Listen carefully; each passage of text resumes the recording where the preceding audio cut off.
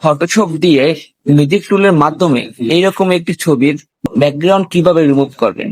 প্রথমে background remove করার জন্য ম্যাজিক টুল সিলেক্ট করবেন এবং যে কোনো এক জায়গায় ক্লিক করবেন। এবার আমরা দেখতে পাচ্ছি যে কিছু অংশ রয়ে গেছে, তাই শিফট চেপে ধরে এই অংশগুলোকে ক্লিক করে দেব। দেখুন সহজেই সিলেক্ট হয়ে গেল।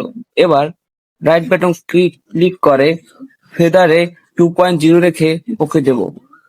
তারপরে এইটি পুরোটি সিলেক্ট হয়ে গেলে আমরা এই জায়গায় যাব সোল্ড কালার দিয়ে যে কোনো ব্যাকগ্রাউন্ড আমরা করে দিতে পারবো, যেমন সাদা চাইলে সাদা, যে কোনো কালার, আকাশি যে কোনো কালার চাইলে করতে পারবে। তো আমি এই কালারটি বেছে নিচ্ছি এবং তারপর কন্ট্রোল প্রেস করলে এটি গ্রুপ হয়ে যাবে। এই ছিল আজকের ভিডিও। ধন্যবাদ।